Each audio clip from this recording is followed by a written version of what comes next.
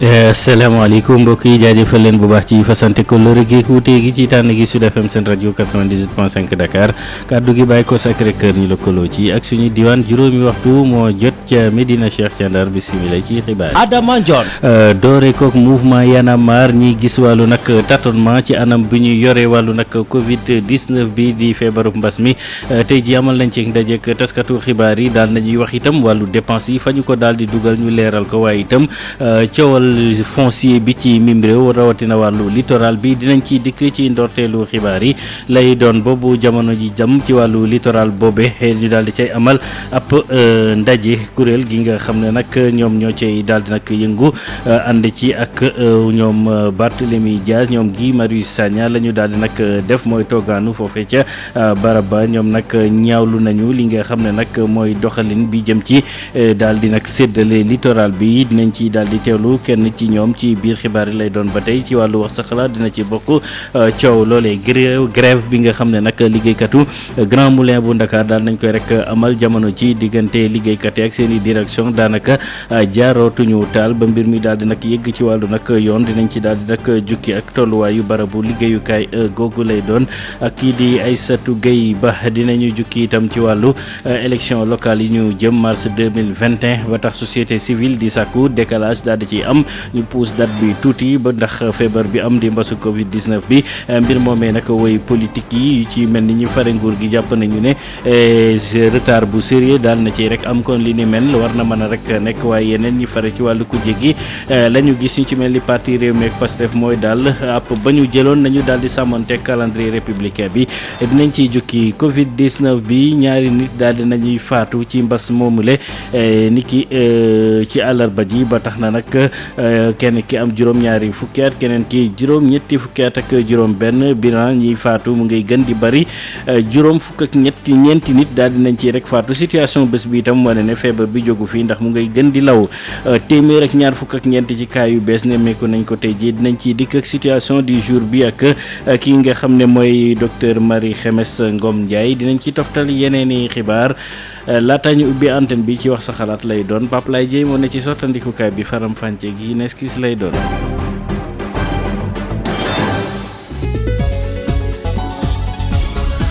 Adama Ndione ci kàddu gi dañ koy daal di nag doore ak ndaje bi waa mouvement Y'en a marre di amal boobu ba léegi foofa ci seen barabu dalukaay ca Parcelles Assainies Birama Ndiaye ñu ngi lay nuyu. maa ngi lay fay. waaw mu mel ni wàllu tâtonnement la ñu daal di nag gis mooy yoon bu jaar yoon bi nga xam ne gisuñu ko ci anam bi ñu yoree Covid 19 bi waaye itam ñaan nañu wàllu dépense yi ñu ca def yépp ñu leeral ko ba ci coowal littoral bi. noonu nga ko waxee noonu la Adama doxalin ki nga xamante ne dafa gëlëm wala boog xamul li muy def loole la waa Y'en a marre daal di xamle ci saytu gi ñuy saytu lépp lu jëm ci wàllu doxalin mbas mi la ak it dogal ya nga xamante ne jot nañ ko cee jël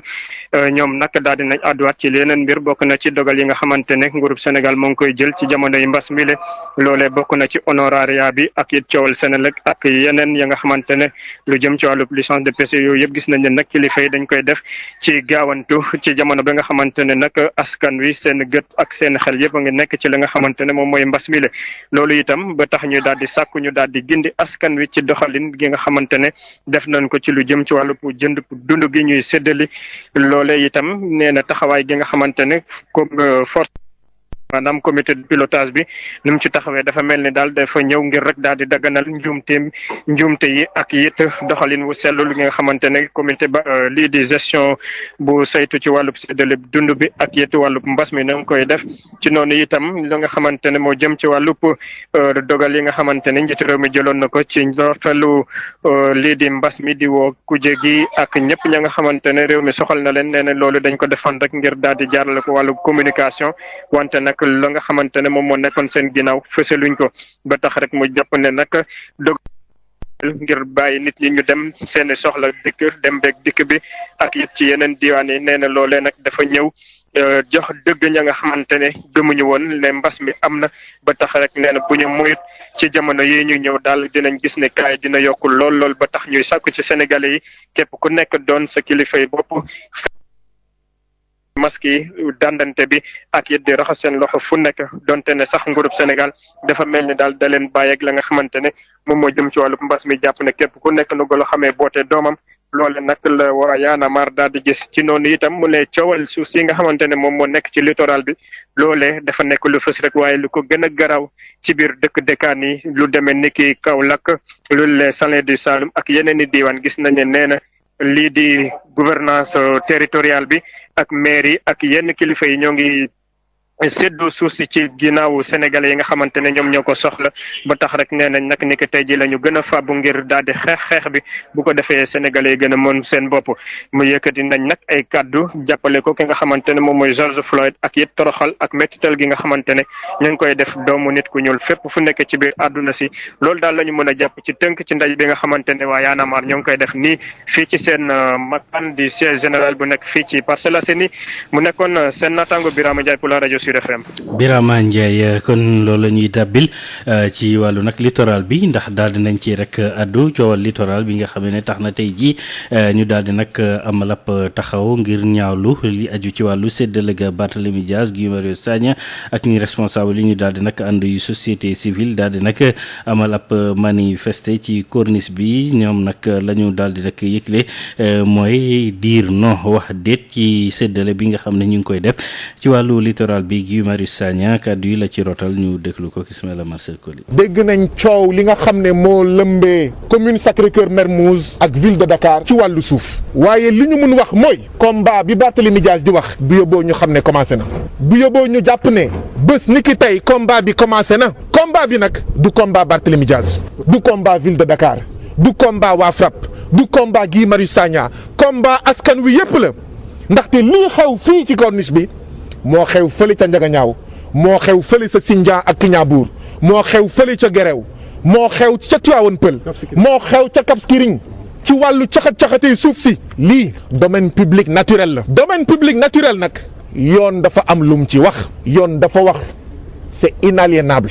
c'est imprescriptible donte après boo demee ci article 19 yoon day wax ne mun nañ ko déclasser aha baatu déclasser boobu moo indi la responsabilité pleine et entière du président Macky Sall dégg ngeen ñu fan yi passé ñuy wax yolom signature ñuy wax woyof signature lii c'est la preuve patente de kii mooy woyof signature président Macky Sall mooy yolom signature ndaxte moom rek moo am sañ-sañ déclasser domaine public naturel lii nag lu muy waree mooy il y a un conflit entre intérêt général ak intérêt individuel bu ñu toogee seetaan ñu ne tekk na méng si rien n'est fait suñuy doom ak suñuy sët du ñu mës a xam cafka ndoxu géej du ñu mës a xam cafka suufu géej te lii mënul nekk mënuñu bàyyi ay samba boy yoo xam ne il faut que ñu xool au-delà même de lii nii naka la ñuy defee jonction donc mënuñu nangu muy privatiser comme ça li nga xam ne ñun ñëpp ko bokk duñ ko seetaan tey duñ ko seetaan ëllëg bés ni ki tey nag combat bi dina commencer moo tax ñuy jël suñu baat nous prenons nos voix boole ko ak les voix du maire Barthélémy Dias boole ko avec les voix du député Cheikh Oumar Sy boole ko avec les voix de tous ceux qui se battent contre l'accaparement du foncier muy ci géej muy ci biir nañuy boole suñu doole ndaxte lii buñ ko seetaanee waaw musiba lay jur. nee na musiba lay jur yëpp ci wax sa xalaat bokk na ci di ngeen ci mën a addu ci njeextalal xabaar yi lay doon grève bi nga xam ne nag liggéeykatu Grand Moulin bu Ndakaaru daal nañ ci rek sóobu ñuy ñaawlu nag li nga xam ne mooy climat bu tar diggante entreprise ba ak liggéeykat yi ak ña koy daal di nag jiite gis ne nag seen directeur ressources humaines daal nañ ko ci joxar bi baaram la tax sax yi fii gën rek doy waay moom mooy juróomi nit ña nga xam ne dañ leen daal di licencier dàq leen ak collège des délégués yi nga xam ne ne ñu jamono ji dugal nañu sàkkuteef ca inspection travail ngir ñu daal leen dàq ñoom itam ñoom ne ñu dinañ teg ab plan ngir daal di jaamarloog li ni mel préavis boo xam ne grève toogaanu ñaxtu ci buntu entreprise ba dinañ ko daal di nag def ñu ngi ciy interpeller autorités yi nga xam ne relation professionnelle ñoo ko yore bu ko defee situation bi gën rek deltu gannaaw tey ji ci seen jàkkaarloog taskatu xibaar yi ci siège bu CNTS lañ ko xamle Aïssatou Gueye Ba. syndicat bi di SUNSAS ak CNTS daal di leen di tijjil seeni buntu ñii di liggéeykat yi nekk ci Grand Moulin de Dakar bi ñu yegsee daanaka rek dañoo sol seen t-shirt ak seen i morceau yu xonk ngir rek wane seen nakar li ci mel ni nag sanction yu bëri yi nga xamante ne kii di directeur des ressources humaines mi ngi ko yëkkati di ko teg seen kaw te ju wuyoo ci turu Papa Abdoulaye Djigal. lépp loo xam ne mi ngi fi nekkoon comme acquis liggéeykat yi mu delloo ko gannaaw jël na seen prêt habitat di leen nax ci ay terrain yu nekk Diamniadio terrain yi mësul exister jël na seen colonie de vacances jël na seen i prêt d'hiver seen prime intéressement mu ne da koy dagg di ko def ci seen IPM boo xam ne nee nañ dafa am déficit tamul benn état financier bu corroboré déficit boobu. ñu créé seen groupe WhatsApp parce que pandémie bi ñëpp xam nañ ne daje mënul am créé seen groupe WhatsApp di wax ci seen i problème mu ne loolu du fi nekk tey nag damay dàq ñëpp. dàq na juróomi travailleurs simples huit délégués maintenant seen demande d'autorisation mi ngi inspection du travail ñu ne Pape Abdoulaye Djigal nag li mu def ëpp na moo tax centrale yi nga xam ne ñoo jaboote liggéeykatu Grand Moulin taxaw nañu faalewul sax ordonnance président bi ne woon ci biir période pandémie bi nañu bàyyi liggéeykat yi seen poste mais moom mu ne dama leen di dàq far kër gu am ay délégués régulièrement élu par seen i liggéeykat mu ne délégué yi dootuma leen recevoir dem na ba ne seen lettre sax bu ñu ko bindee duñ ko mën a déposer ci biir kër gi. ngir utum pexe ci seen i ñaxtu nag ñi nar a tëral ab plan d'action. Lamine Fall nekk secrétaire général adjoint bu CNTS. li ci des mooy déposer préavis de grève teg Grand Moulin def sitting ci buntu kër gi mu xam ne réew mi dafa am yoon lépp lu mu laaj dañ ko def ba Djigal dellu gannaaw na dem. ab usine boo xam ne nag daanaka mat na juróomi at bi wax ju bari jóge diggante ñi fay liggéey ak seen i njiit ñi woo rek ñi di autorité ñu dal si ut pexe te pexe yi sax bokk ci jëfinu kii di directeur des ressources humaines.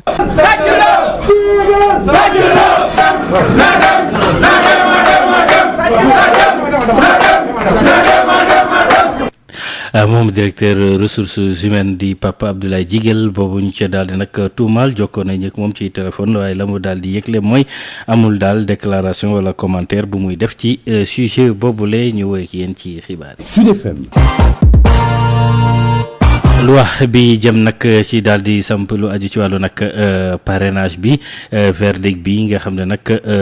cour de la justice bu CEDEAO la daal di bàyyi ko ñu ngi koy daal di nag xaarandi ni ki ëllëg union sociale libérale te ci njiital maître Abdoulaye Tine moom nag moo saisiroon justice communautaire ngir rek ñu daal di neenal lu aju ci nag loi boobu nga xam ne dafa juróon loolu coow fii ci mim réew union sociale libérale neen ñu daal ñu itam ñu ngi jot nañu ab convocation ca cour cour de justice ñu daal di tàbbi ci wàllu nag politique bi ak élection locale yi ñu jëm mars 2021 coow la ca daal di nag aju société civile bi jàpp ne nag faaw daal di koy yaatal maanaam décalage daal di ciy am ndax feebaru Covid 19 bi processus électoral bi ñu jàpp ne dafa taxawoon wala dañ ko rek yemale woon ngir mbir moomu la gis nañ ne nag ngir mu dooraat faaw juróom benn fukki fan wala sax juróom-ñeenti fukki fan ngir rek ñu daal di amaat ay déggoo ci lu aju ci wàllu nag liste yeeg yeneen yi nga xam ne xeetu joyanti la ba taxawaa GRADEC di ci yëggati seen kàddu ci turu société civile Babacar Fall secrétaire général bu GRADEC ak El Hadj Malick Ndiaye. acteurs yi dañu daje woon am poñ yoo xam ne doon nañ ci waxtaan pour laata ñuy jëm ci élection yi. diggante bi feebar bi am waxtaan yooyu daanaka dafa dàkk or il faut que ñu reprendre waxtaan yooyu au niveau de la commission politique juboo ci d'abord bala ñuy mën a jàll ci leneen te buñ ci jubóowee am na ci ñaari points yoo xam ne yu am solo dañu waxoon ne fichier électoral bi il faut ñu saytu ko parce que daanaka dafa bari ay coow ak ay lënt-lënt yoo xam ne nit ñi gis nañ ko ci. ensuite évaluation processus électoral bi depuis élection législative bi ba léegi il faut que ñu saytu ko xool ko. ba xam nga ne bari woon na coow ci affaire carte yi affaire séddale carte yi et cetera yooyu yëpp il faut que ñu xool ko te loolu dafa laaj ñu jël maanaam ay experts yoo xam ne ñoom ñooy saytu loolu ñi nga xam ne ñoom ñoo nar a gunge maanaam Sénégal ci liggéey boobu damay jàpp ne Union européenne yaakaar naa ne ñoo joxoon seen accord loolu bu ñu engagé procédure yi pour maanaam jël experts yi war a def liggéey boobu ak waxtu bu ñuy def liggéey bi loolu mën naa jël xëy na lu gën a gàtt ñaari weer ba jëm ñetti weer. bu ñu jógee ci loolu nag la nga xam ne acteurs yi juboo nañ ci il faut que loolu ñu def ko mu nekk ay loi ñu dugal ko ci code électoral bi loolu dafa laaj donc yëfi dem ba assemblée et cetera mu wote loi yi bu ñu jógee ci loolu nag ñu ubbi liste yi pour nit ñi mën a bindu ñi nga xam ne bisu élection ba dina fekk ñu am maanaam seen at mat ñu am fukki at ak juróom-ñett loolu lépp il faut que ñu régler ko électoral dafa wax ne dépôt candidature yi ñu ngi ko war a def maanaam gën fee néew 80 jours avant élection yi mooy maanaam disons juróom-ñetti fukki fan defe na alors loolu bu fekkee da nga def décompte bi à partir de fin mars daf ñuy indi ci par exemple mi-janvier pour ñu mën a déposer dossier candidature yi. ci la ñuy daal di nag déglu waa ñi fa rek nguur gi ñoom la ñu daal di nag gis mooy daal tardé bu mag am na ci agenda bi nga xam ne moom la ñuy doxal di rëpp ñetti weer ñu dakkal dialogue bi Benoît Sambou di leeral li ni mel moom mu yore wàllu élection yi ci APR la muy rek digle di proposer mooy rek daal di xayma li ñu jot liggéey bu ñu xool rek délai bi nga xam ne ci la ñu war a dabaatale lépp lu aju ci processus bi Benoît Sambou ñu déglu ko Adja Issa Dia. C'est vrai que élection locale yi dañ ko nattoon gouvernement bi daf ko nattoon ñu war a mën a def fii ba mars 2021 pour ñu egsi si nag dafa am waxtaan bu ñu laloon ci cadre dialogue politique bi di waxtaanee ponk yu bëri surtout lu jëm ci évaluation élection yi ak audit fichier bi loo xam ne lu am solo la woon pour opposition bi pour que mu mën a dem ci prochaine élection locale c'est vrai que nag ba feebar bi dikkee arrêté nañu liggéey bi depuis ñetti weer wax dëgg yàlla c'est vrai que comme arrêté woon nañu liggéey bi loolu tax na ba xëy na ñu am retard dëgg ci li nga xam ne moom la ñu tàmbali woon waaye li am solo mooy liggéey bi bu dooraatee ñu waxtaan rek entre acteurs politiques ak société civile ñu xool naka la ñuy apprécier situation bi ak lan la ñuy joxewaat comme diir wala comme délai pour que ñu mën a def élection yooyu xam ne nag tamit c'est vrai que bon pratiquement question yi nga xam ne moo nekkoon ci dialogue politique bi pratiquement yëpp yemboon na la ca desoon ay tuuti la donc war nañoo mën a bu ñu tàmbaliwaatee déggoo rapidement ci nu ñuy demee surtout ci évaluation fichier bi ak audit processus bi et que ñu mën a bañ a génn donc ci at bi. ñu daal di desandi ba tey ci njàngate ngeen jéggal ma li aju ci wàllu opposition bi ñoom ñuy daal di nag xalaatuñu benn yoon ñu daal di dàqandi élection locale yooyu la ñu daal di nag gis mooy ñu dooraat léegi lii di waxtaan yi bu ko defee nag daal di wëyal déggoo yi ñu amoon yi nga xam ne ay ponk la yi ñu jotul woon am ak déggoo ñu daal di koy saafara As Babacar Gueye bu parti Rewmi loolooy jàngatam ñu déglu ko ak Adja Issa Dia. waaw xam ngeen man société civile wax dëgg yàlla man dama cee bari ay xarit sax. waaye nag dinaa leen tooñ tuuti il faut que nag ñu xam ni mbir mi diggante pouvoir na nag ak opposition donte ni ñoom nag bokk nañ ci comme partie intégrante ñu bokk ci liggéey bi waaye wax dëgg yàlla nag c'est entre le pouvoir et l'opposition te nag dañuy wax ni il faut pas être plus royaliste que le roi ñun ñi waxaguñu ci ay envisage reporter quoi que ce soit ñu ngi toll ci dañoo wax ne nañu jàng di dund ak virus bi ñu ni bon comme dañuy dund ak virus bi nañu jàng aussi dund ak virus bi ba pare di dialoguer en présence du virus léegi nag aujourd'hui il faudrait que ñu xaar ba loolu ñu reprendre le plus rapidement possible nature humaine moom force mooy dafa mën a adapté wu ñu xool nan la ñuy liggéeyee xool lu ñu war a mën a bàyyeeg lu ñu war a mën a def pour que li ñu bëgg def ñu def ko maanaam 28 mars boobu ñu mën a def suñuy élection donc au niveau de l'opposition vraiment l'heure n'est pas à une discussion sur un éventuel report li mu nekk daal bala nga naan naam ne fa ni ñu reprendre bu ñu reprendre nous sommes une centaine de personnes vraiment ñoom ñu ngi ci biir ñu joxe seen xalaat foofu mais report ak loolu nekkul sax à l'ordre du jour parce que c'est vrai si vraiment baral nañu suñu ay jéego processus électoral bi ñu respecter les étapes xool li ñuy bàyyi ak lu ñuy def le 28 mars mën nañu vraiment def élection yi parce que nag nañu jàpp ni 2021 dafa am élection des hauts conseils 2022 moo am législative donc fii ba 2029 dafay am juróom-ñetti élection loolu yëpp nag dañ koy waxtaane mais non je ne partage pas ce point de vue là d'un éventuel report il est possible vraiment que ñu mën a organiser à date échue les élections mais lu ci mën a amit ca dialogue ba lañ koy waxtaane mais pas ci rajo yi. Pastef gis-gis bi ni mel lañu daal di nag am calendrier électoral bi ne ñu lañu daal di sàmmanteeg moom woyal dialogue bi ni ko yeneen activités yi di defee jamono jile jàpp nañ ne déggoo ci app bi ñuy def élection yi mën na ci am aljuma soo yore seen i cadre wàllu élection ñu déglu ko ba tey ak Issa Dia. amul lenn loo xam ne mën nañ koo teg ci table bi pour justifier à ce que ñu reporter élection locale yi nga xam ne ci la ñu jëm président de la république moo ne sénégalais yi fi mu nekk nii la ñu jàng dëkk ak virus bi te boo seetloo nguur gi ci boppam ci ay fànn yu bëri moo ngi continuer di def liggéeyam donc ñun dañu jàpp ne ni nga xam ne noonu la ñu organiser woo bay def seen ay conseil de ministre war nañu fexe également ba dialogue politique bi nga xam ne sumboon nañ ko mu jëm ci processus électoral bi ñu mën ko continuer te boo seetloo sax tey amul fenn ci àdduna bi rawatina ci réew yi nga xam ne fa la mbas mi gën a takkarnaase ñoo ngi fay wax ay waxu report boo xoolee États-Unis mi nga xam ne mën nañu wax léegi ne mooy réew mi nga xam ne moom la mbas mi gën a sonal ñoom ci seen bopp amul benn yoon amul benn acteur politique bu taxaw ne élection présidentielle yi nga xam ne fas yéene nañ ko organiser mois de novembre bi di ñëw nañ ko reporter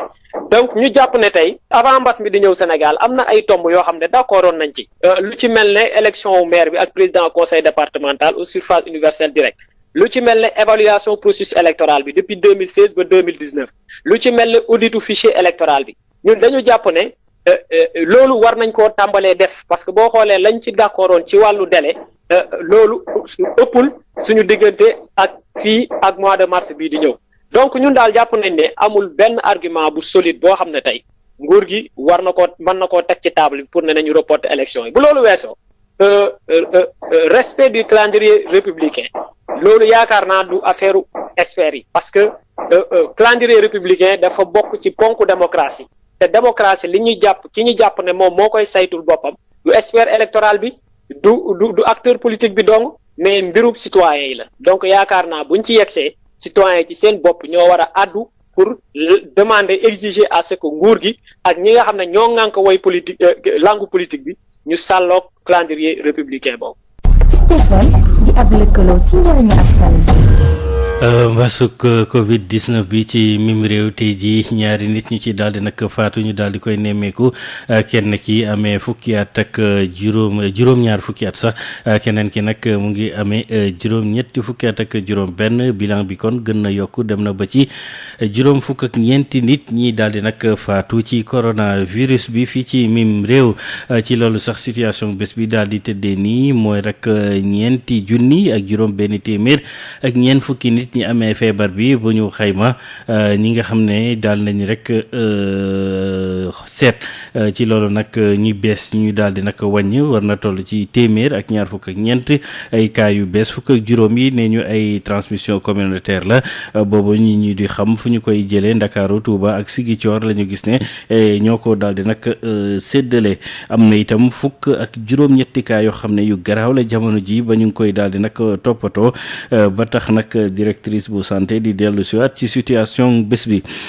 docteur Marie Khemesse Ngom Ndiaye ñu déglu ko ci micro Sud FM. ci junni ak ñaar téeméer ak juróomi test yi nga xamante ne def nañu ko téeméer ak ñaar fukk ak ñaar dellu si nañu ànd ak doomu jàngoro ji ci yooyu téeméer ak juróom-ñeent moom la ñuy wax contact maanaam mooy yi nga xamante ne suñu service yi bërëbu liggéeykaay yi ñu ngi leen di topp te di leen di saytu fukk ak juróom nag am nañ ko tey ci cas communautaire ñu ngi tëdd ci diwaan yi Mbaaw am na ñeent Géejawaay am na ñaar Pikine am na benn Maris am na benn Yëmbal am na benn Grand Yoff am na benn Jëppal am na benn Yaraax am na benn yooyu ma lim nag ñoom ñëpp ñu ngi fii ci diwaanu Ndakaaru fële sa Ziguinchor am nañu benn ca Touba am nañu ñaar juróom-ñaar fukk ak juróom-benn am nañ ko tey ci ñi nga xamante ne bi ñu leen saytoo gisatuñ ci ñoom doomu jàngoro ji wër nañu am nañu nag fukk ak juróom-ñetti cas grave mooy ñi nga xamante ne ñu ngi tëdd ci bërëbu sawetaas yi maanaam mooy service réanimation ñeneen malade yi nga xamante ne ñu ngi tëdd hôpital seen yaram mi ngi ànd ak tan léegi ñu fàttali ne ñaari fan ci mois de mars ba léegi nga xam ne mbas mi ci la dugg fii ci Sénégal ñu ngi toll si ñeenti junni ak juróom-benn téeméer ak ñeent fukki cas yoo xamante ne ànd nañu ak doomu jàngoro ji ci yooyu ñaari junni ak juróom-ñetti téeméer ak juróom-ñetti fukk ak juróom wër nañu gisatuñ ci ñoom doomu jàngoro ji juróom fukk ak ñaar làkku nañu mooy génn nañu àddina ñi nga xamante tey ñoo toog ñu leen di faj ñu ngi toll ci junni ak juróom-ñaar téeméer ak ñaar ministère de la santé et de l'action sociale mu ngi doolee ci di ñaax askan wi ngir ñu topp tegtal yi nga xamante ne bu ñu ko defee mbas mii ñuy wax Covid 19 dina génn ci suñu dëkk Sénégal ñu ngi leen di gërëm leen di sant wasalaam. ci loolu ñu daal di nag tàbbi ci xew-xew bi am foofee ca Kër Mbaye Fall te mooy rek daal di dalal brigade proximité bu dëkk boobule fii ci banlieue ci bu Ndakaaru xew-xew gi nag au commandant second bu gendarmerie moo ko daal di jiite askan wa woo nañ leen ñu daal di lëkkaloo ak nag woy takk der yi ba ko defee ñu mën amal kaaraange Kër Mbaye Fall Mamadou Diouf mooy au commandant second bu gendarmerie ñu déglu ko ak El Hadj Moussa Thiam. gendarmerie tey lii dafa am solo pour ñun parce que dama yaakaar ne je prêche des convaincus. bi ma dégloo chef de village bi suñu papa ji wax tellement li mu wax dafa am pertinence junj naa ko ci samay kàddu collaboration bi war a am diggante population yi ak gendarme yi fi ñëw lu am solo la parce que bu ñu fi installé gendarme yi ce n'est pas pour ñuy réprimander population bi c'est pour ñuy réprimer ñi nga xam ne ñoo jël yoon yu dëng yi ñooñu ñoo tax gendarme yi ñëw fi donc gendarme yi war nañu fexe pour def tout pour am jàmm ak population bi fi nekk mu bañ a nekk des relations heurtées population bi aussi war na jàppale gendarme yi ci li ñuy liggéey parce que mënuñoo nekk fu ne monsieur le maire wax nga ko ci say kàddu léegi nee nga ne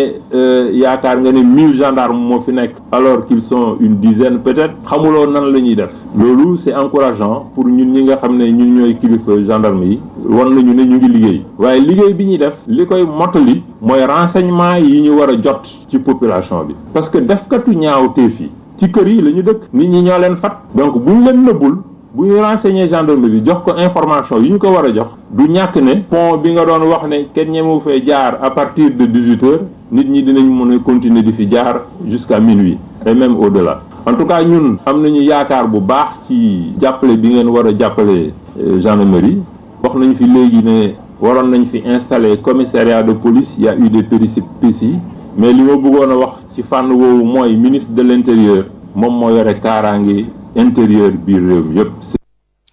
ci la ñuy dikk nag ci wàllu nawet gi daanaka sóobu na ca Ziguinchor tàmbale nañu am seeni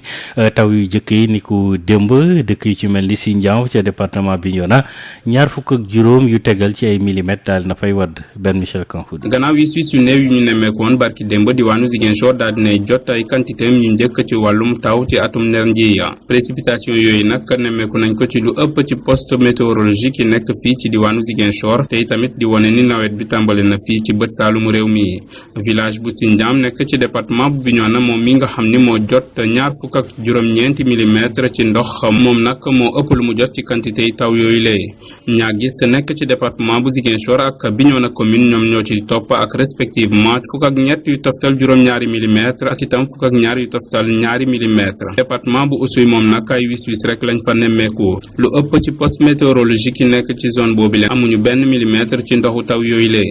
taw yu njëkk yooyu nga xamante ni nag daal dinay wadd fii ci diwaanu Ziguinchor te ñu àndoon ak ngelaw daal dinay wone ni nawet bi tàmbale na fii ci diwaanu Ziguinchor duñ sukkandikoo ci service régional bu météo ñoom ñooñu le nag yokk nañ ci di wax ni teer na torop ngir wax démarrage campagne agricole fii ci bët saalum réew mi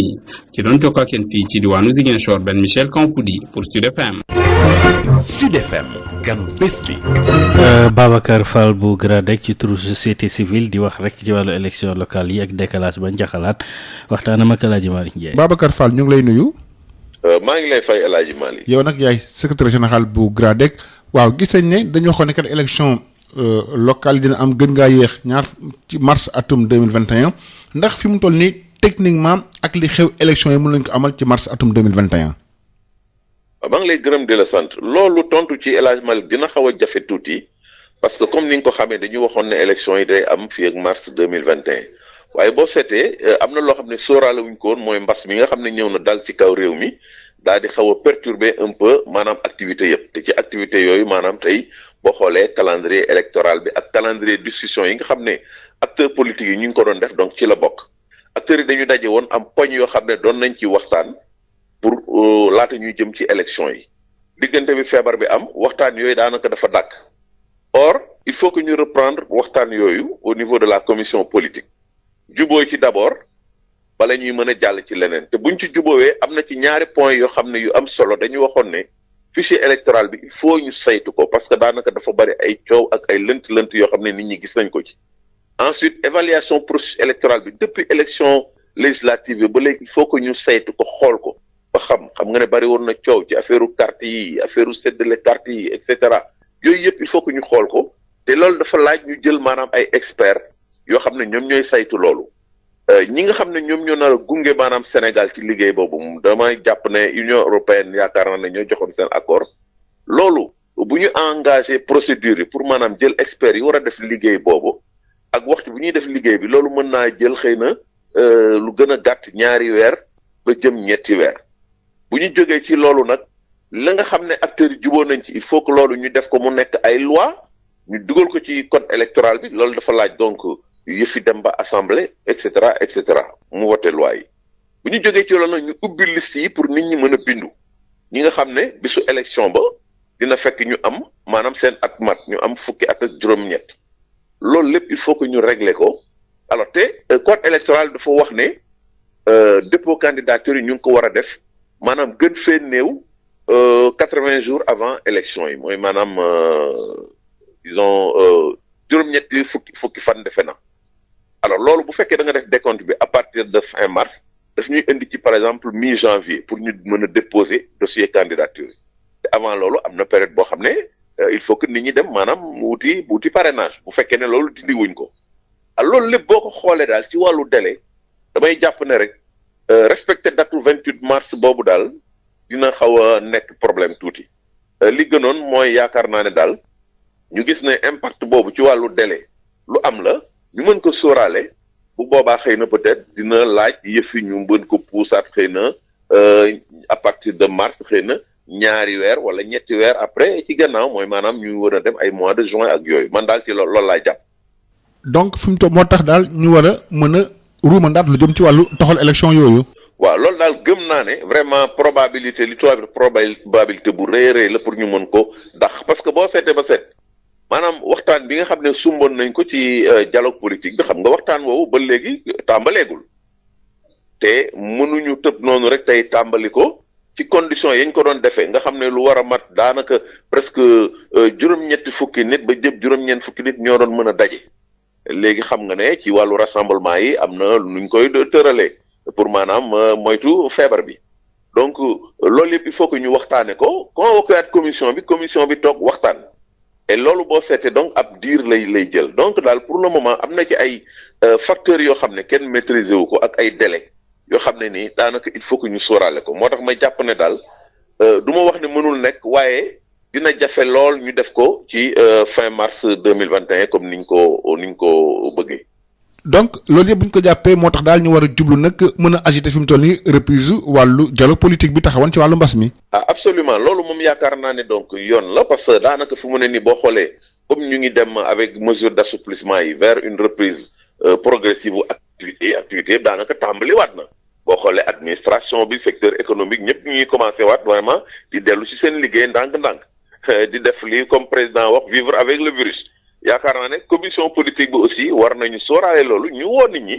ñu xool ci anam yan la ñuy defee liggéey ba vraiment pour que xëy na loolu nga xam ne maanaam kër docteur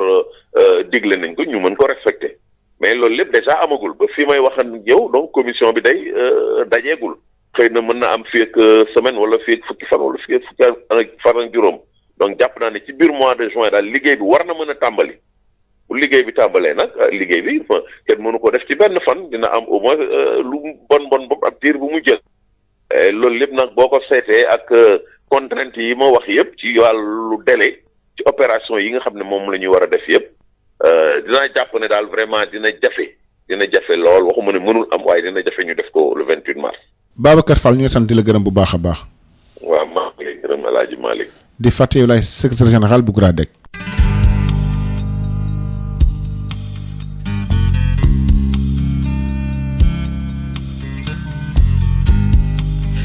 88 628 98 98 jotaay wax sa xalaat bokk na ci ndaje yooyu am tey jii bu yaanaama rawatina ak kàddu yooyu ñu ca daal di yëkkati wàllu gestion lu aju ci Covid 19 bi littoral bi itam boobu jamono am beneen ndaje ba fa daal di nag am bi ci des mooy situation coronavirus bi ci mim réew nañ koy defee saa su ne ak yi ca aju ngeen mën ci àddu ñu jël ko jiitu ci ligne bi allo. allo waaw. asalaamaaleykum wa rahmatullah. waaleykum salaam. Oustaz Adama. waaw. El Hadj Alioune Wilane Guédiawaye Sam Notaire. El Hadj Alioune Wilane ñu ngi lay nuyu. ñu ngi lay delloo nuyu bu baax oustaz. waaw. man dama bëggoon wax rek lu jëm ci mbiru littoral bi. waaw. man mbiru littoral bi damay wax rek ne Barthélémy Dias ak Y'en a marre kan lañ yëpp. wala boog dañoo mar rek manifestation ak diaboliser askan wi. ndax man dama jàpp ne mbirum littoral bi dëgg la su fekkente ne ñoom li ñuy wax gëm nañ ko moom lu jara teg ci yoon la. parce que littoral bi su fekkee état dafa am ay projets yu mu ko war a def ak yu nu mel c'est très normal pour ñu di ko jox. waaye ne c'est pas normal ñu koy basarde comme ni Abdoulaye Wade basarde woon aéroport bii jox ko kooku mu ko joxoon jox ko ci mètre carré boo xam ne du ma bëgg a tudd tur waaye loolu moom ku ne xam na ne teguwu ci yoon. loolu yaakaar naa mu nekk lu ne fànn te kenn du ko jox kon jàpp naa ne bu fekkee ne ñoom dañuy attaqué pour lu tegu ci yoon waaye nag man jàpp ma loolu Barthélémy Dias na xam ne dox ci maay nit ñi yombul parce que moom ci boppam Adama man dama nekk conseil municipal xam ni mairie di doxee man dama jàpp ne permis de construction kenn mënu ko am te amee woo ko mairie loolu kon jàpp naa ne moom am na ci part de responsable aussi tamit may laajte ana Sonko jutee Sonko bi nga xam ne moom yaakaar naa ne bés bu ñu juumee ba fal ko jute danañ ci fal loo xam ne danañ ci fay ko jute loo xam ne mën naa daaneel commerçant yi kon Ousmane Sonko ni mu xereñee ci wàllu doyen tey coow lii am te kenn déggu ko ci man dama jàpp ne lobby bi nga xam ne moo am ci impôt domaine lu jar a souligner la nag aussi parce que moom ci boppam war naa mën a génn wax ci lii donc foog naa lii bu doon dëgg wala mu doon loo xam ne taasu état la kon di ngeen ci dégg Ousmane Sonko jute waaye nag ma leen di wax ne réew duñ ko tabaxee nii fukk di gas fukk di suul déedéet waaye nag xam nga lu ñu may chance Adama yàlla daf ñu may président bu ànd ak dal boo xam ne toujours moom day ànd ak safran ba nga xam ne neexul jaxase de bu ko defee aussi mais waxaat ne suuf si ñi nga xam ne tey ñooy suñu këri diine yi. Pape Lay kon ñu jël beneen auditeur ci ligne bi ñu déglu ko allo salaamaaleykum. waaleykum salaam wa rahmatullah Oustaz Adama. waaw sëñ bi. waaw man la Chérif. Chérif waaw ñu ngi lay nuyu. waaw maa ngi lay nuyu di nuyu waa Sénégal yëpp. maa ngi ñaan borom bi subhaanahu wa taala allah azza wa jal mu aar Sénégal aar Amérique aar adduna bi yëpp. Oustaz Adama. waaw. xam nga nguuru PS def na fi 40 ans ñun boobu ñun ay xale la ñu woon suñu papa yeeg suñu yaay yi ñoo leen doon fal. xam nga ñooñu ni ñu doon falee président de la république loolu wonni na président Macky Sall bu bàyyiwul xelam ci loolu dina am regret bu bare parce que gis nga la jeunesse d'aujourd'hui ak la jeunesse d'hier c'est très différent tey ñii ils sont au diapason de tout lépp lu xew bii présidence bu ñu fajaroo dinañ ko xam ñoom bokkul ak démb gis nga bu yeewuwul li mu digaale nit ñi mu def ko le réveil sera très brutal parce que il nous a promis les organes de contrôle bi muy ñëw ñu ñuy xaru ñu ñuy saaga fii di ñu wax ñu jël suñu alal di ci def pour fal ko ñun boobu xamuñu ko sax moom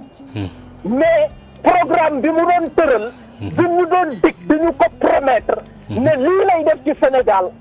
c'est très différent ak liy xew tey suñu réew dëgg la am na yu muy def tey buñ koy lim fii lu bare la tolluwuñu foofu parce que tolluwuñu pour politique pour fal ko moom mais dañu toll ci pour signaler ko li nga xam ne ki daf ko war a def pour compléter li mu lu néew lu mu soog a def lu mu jot a def parce que lii xew nii tey suñu réew li ko waral mooy organe de contrôle yi doolelul organe de contrôle yi parce que c'est xale yi di tëb du dal c'est parce que crise de confiance dafa am jërëjëf ak loolu mooy jàngatam Chérif ñu xaarati keneen ba tey Pape Lay jël ko ci ligne bi 88 allo séeréer jaamu tugloo waaw Alaaji ñu ngi lay nuyu ziar naa ñëpp ñu ngi lay delloo ziar wa sama jigéen nag gëj naa ko dégg maa ngi koy ziar Seynabou Seck di wax rek ne yaakaar naa ne dundandoo ak virus bi ci la muy continuer dialogue waaw loolu de man li mu ci bëgg rek mooy ñu dëggu parce que nag le président Macky Sall bi nga bëggee ñi ànd toog ngir Covid-19 le président Idrissa Seck président Sonko ak Malick Gakou ñëpp dañu boole lu leen neex ak lu leen naqari ànd toog ak yow calculu politique nag bu mu tax kenn bëgg waxtaan wi nga xamante ne sumboon nañ ko ñu xajamal ko la koy xajamal nag mooy calendrier électoral bi nga xamante ne bëgg nañ ko xajamal di toxalaat la daganul woon ca Wàdd munta dagan tey bu fekkee ne dëggu nañu waay nit ñi nañ dëggu ci seen xol yi dëggu ci seen wax yi dëggu ci seen jëf Wàdd da doon toxal fii élection di couplé ak découplé ñuy jàmbaarloog moom di def ay rajo journalistes yi di wax nit ñi di wax tey Macky mu ngi couplé ak découplé xoolal maire yeeg député yi ñuy yokkal chaque fois ñoom ñoo yokkal seen bopp seeni mandat jeex na mais élection dafa am njëg élection pour citoyens sénégalais yi tànnal seen bopp la nañ leen may loolu ngir yàlla Covid bii nu ne nii lenn rek moo ñu ci mën a parce que nañ dundandoog virus bi dañu resté barrage maye distance te garder sunuy set mais nañ du garder loolu te def sunu élection ngir yàlla ci juin maa ngi ñaan opposition bu ko naree toxal nañu génn ci dialogue bii nuy wax nii ndax def leen fa bëgg a nelawal loolu laa bëgg Sénégal yi ak opposition yëpp xam ko wasalaamaaleykum man itabal huda waaw kon mu nga ko mooy jàngatam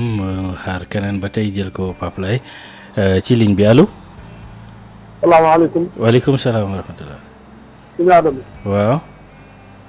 yoon du mbirum suuf si ci la bokk de. waaw ci la bokk waaw. Adama xam nga suuf si moom. keroog ba Sénégal amee indépendance la départ lañ daanu woon ca départ ba moo tax mënatuñoo fexe ba réglé ko. ndax bu fekkee dañoo jël suuf si ñu ne gouvernement bee ko moom. waaw ku ñëw rek boo jiitee def lu la neex. yow bala ngaa wax ñu ne la kii kat moo fi moom moo jiitee yëf yi te dagg ko def ko ci loo xam ne ñëpp a ko bokk waaye da koy dagg jox ko ay nitam te mënoo ci dara.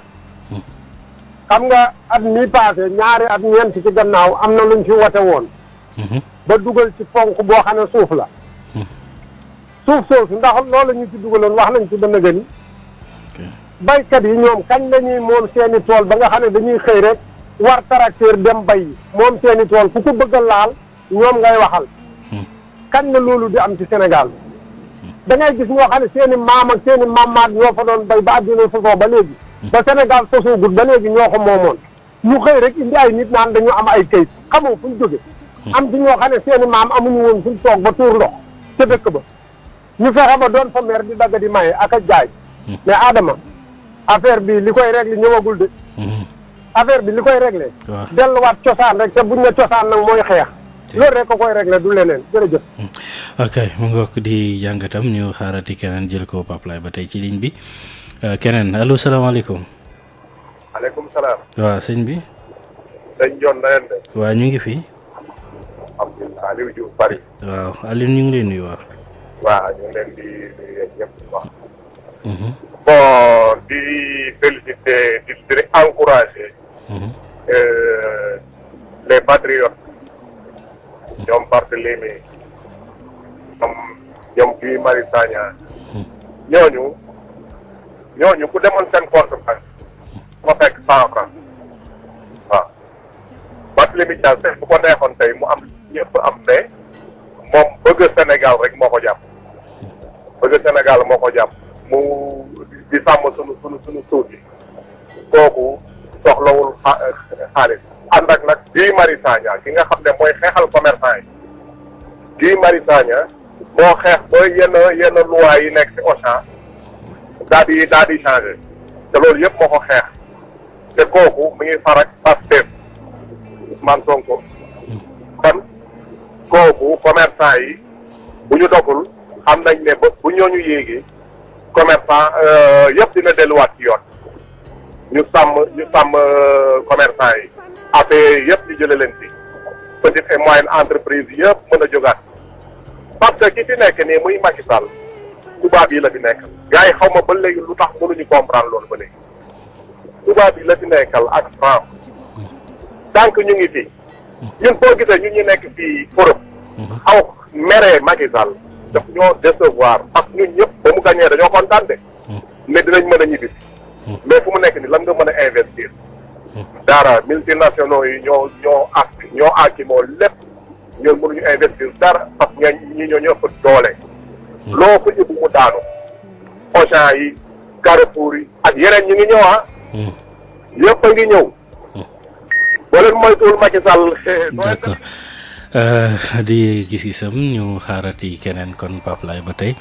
bu ñu ko waxtu may asalaamaaleykum waaw aleykum salaam sax maa ngi leen di ziar ñu ngi lay fay ñu ngi lay delloo ziar ñu ngi si technicien Kër Bachet Mbaye laay waaw di nuyu nag rajo Omar Sile Thiam ca Fass de Lorme Oustaz waaw di wax nag waaye naa maar maa ngi félicité waaye day waroon nañoo fàttaliku Papa Lamine Diack par couleur par signe de reconnaissance Papa Lamine Diack ci réew mi la bokk ma nga bitim réew ki nga xam ne ci mu nekk am na ñoo xam ne dañ koy yéene kaso waaye Oustaz def na ci réew mi ñoo xam ne ñu bëri seen bàyyi def ko ci réew mi de jàmbaar na ci réew mi ba tax na Oustaz maa ngi jëm ci wàllu suuf si wàllu suuf si Oustaz président Macky Sall du signé permis de construire mayewul kër joxewul suuf ñu dénk suuf ci Sénégal ñoo tax Sénégal suuf si ñu ko yor lu ci am ñoo ko def ñoo koy joxe ñoo koy daggatee kon kuy wax waxal ñi nga xam ne ñoom ñu dénk suuf ci Sénégal ci seen loxo la nekk ñoo koy joxe mais littoral bi dafa am lu yàgg la mais lu métti nit ñi la jàngoro ji rek mi ngi law dem rek ñu ngi dem ci kanam ñoom ñoo ko ci dañuy génn ba tax nag dañ leen a bàyyi waaye xam nga daal li ma koy gëmbal mooy Sénégal bu ci nekk Oustaz nga jël sa ay matuwaay jël say matuwaay te jéem a daw loo mën a daw wàllu élection nag municipal élection maire moom ñu ngi xam ba ne bu ñu sañoon muy suba ndax ñu am maire ñun wasalaam jërëjëf. bu nga kon ñu daal di jëlati keneen Pape Laye ba tey ci ligne bi wax sa xalaat la allo allo salaamaaleykum allo waaw mu mel ni nag allo salaamaaleykum. allo Adama na nga def. waaw maa ngi fi. Mamadou Fatou Wala. ñu ngi lay nuyu waaw Mamadou. gannaaw bu ma doon nuyoo siyaare sama ñetti Oustaz yow di leen ñaan gudd fan ak wér xéwal ndax yu yaatoo yaatu. dañ dolli ñaan yi bu baax jàngoro ji mi ngi fi ci nit ñi gën a fegu comme ni ko ministre bi di waxee ak gouvernement bépp di ndax nit ñi ñu mën a aaru ci jàngoro ji. ci wàllu suuf nag ci wàllu corniche bi moom coow li ci nekk ak bàcc li mu jaar lam cay wax ak yaanaa maar ñoom ak lépp suuf soosu ba ko doñ saa su ngisum di am boobu président Macky Sall toogul au pouvoir Abdoulaye Diop moo ko daggoon jaay jënd mu jox ko bu yàgg am na fi ay appartement daanaka Sénégal la dëkk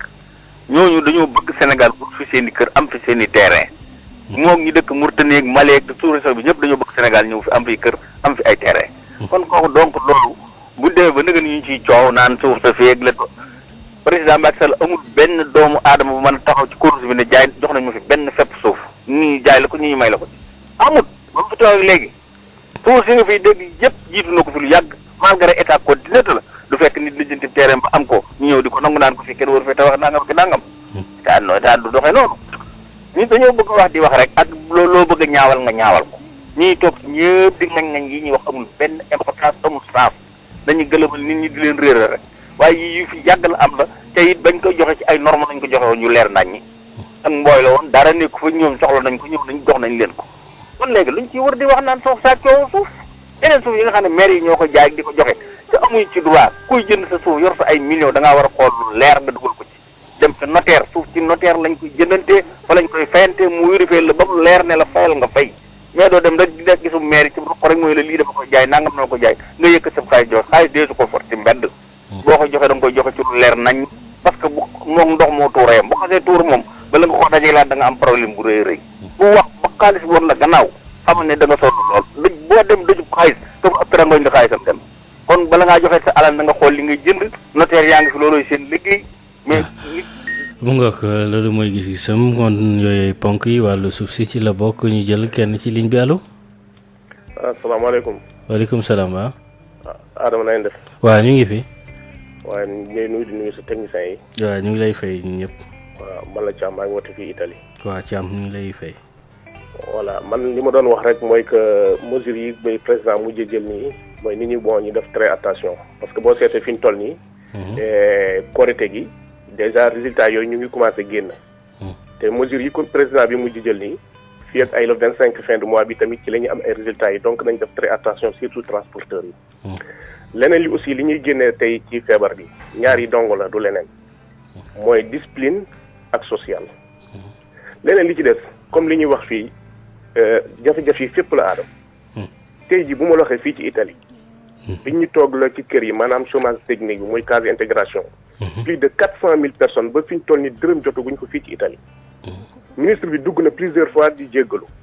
ba fi ñu toll ni li ñu mujj wax mooy que ci semaine bi peut-être ci la ñuy doog a fay. man loolu dama ci am lu leer parce que man mi ci laa bokk.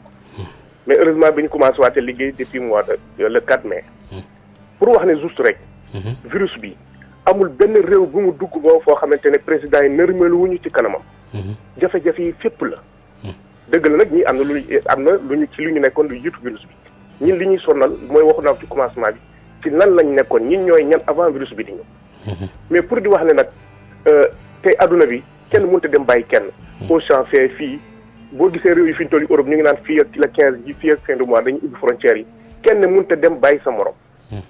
donc nañu bàyyi loolu aussi tamit di jàq xelu Sénégal yi boo nekkee ci Europe. da nga fii am na yu bëri gars yi ñu tudd. mais jafe-jafe yaa ngi fi Adama gars yi duñ ko tudd de yenn saa ñu tudd benn exemple c'est juste pour daaneel pour suufee suñu réew loolu aussi tamit baaxul.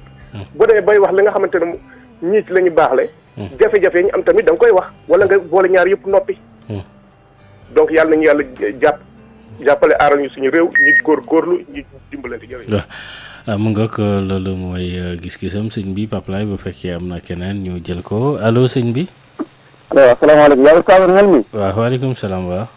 na ngi lay siyaare bu baax a baax a baax a baax. ñu ngi lay delloo siyaar waaw. waaw di nuyu sama xarit Alaaji Galaay ak Alaaji Jibril Seen neex na Alaaji Bawal Bawal. mais Oustaz. waaw. dama dee gars yi naan Ousmane Sonko moom bu fekk ba mu nekk ba léegi ñaata at la. ñun su fekkee amuñu xam-xam ci affaire suuf si. nañ ko woo mu xelal leen. borom xam-xam la góor la girmi la. su fekkee li ñuy def ñu amuñu ci xam-xam te moom am na xam-xam te ay Sénégalais la nañ ko woo mu liggéey rek. su fekkee muñu nañ ko woo. beneen bi topp Oustaz. ci mbirum mbas mi tey ministre ku yor wàllu communication kii bi Abdoulaye Diouf Sarr jigéen bi. tey dama ko dégg ci olof ci français mu ni 124 la. ci olof bi mu ni 122. yéen journaliste yi nag gëstu leen bu baax dama bëgg a xam ñaari ban moo ciy dëgg. du français bay dëgg wala boole bay dëgg gëstu leen ko bu baax parce que ci français bi daf ne 124 la ci olof bi mu ni 122. jërëjëf. waaw ñu daal di nag yemale ko fii ndax waxtu wi dab nañu xibaaru guddi gi nañ ko daal di nag wéyal jaajëfal ñu woote jéggalu ci ñi nekkoon ci ligne bi 18h Ndeye Khady Diop dina ñëw ci xibaar yi ci yaatal kàllaamay tubaab jaajëfal bu baax a baax Pape Laye Dieye moo fare woon ci sottandikukaay bi mucc biti ak jàmm biir gudd fan ak wér la am ak mën ak fekkee tal yàlla nañ ko yàlla defal jërë ngeen jëf.